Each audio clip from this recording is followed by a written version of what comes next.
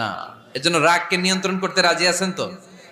এক সাহাবী এসে বললেন, ইয়া রাসূলুল্লাহ, আউসিনি ইয়া রাসূলুল্লাহ, ও নবী আমারে নসিহত করেন, আমারে কিছু উপদেশ দেন। বিশ্বনবী বললেন, লা তাগদাব, তুমি রেগে যেও না।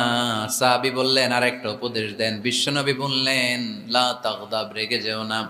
সাহাবী বললেন, ও নবী আরেকটা উপদেশ দেন। বিশ্বনবী তৃতীয়বারের জন্য বললেন, ও সাহাবী তুমি রেগে যেও না।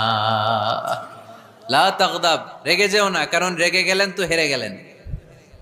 রেগে গেলেন হেরে গেলেন। অনেকে আপনারা রাগাতে চাইবে নানাভাবে, কিন্তু আপনি রাখবেন না। আপনার সাথে ঝগড়া করতে চাইবে, পায়ে পাড়া দিয়ে ঝগড়া করতে চায়, এরকম আছে না নাই? আপনারা রাগাতে চায়, ফুসলাতে চায়, কিন্তু মুমিনরা, মুত্তাকিনরা, তারা যেন তেন কোনো কারণে রেগে যায় না। তারা তাদের রাগকে হজম করে। আলহামদুলিল্লাহ পড়েন।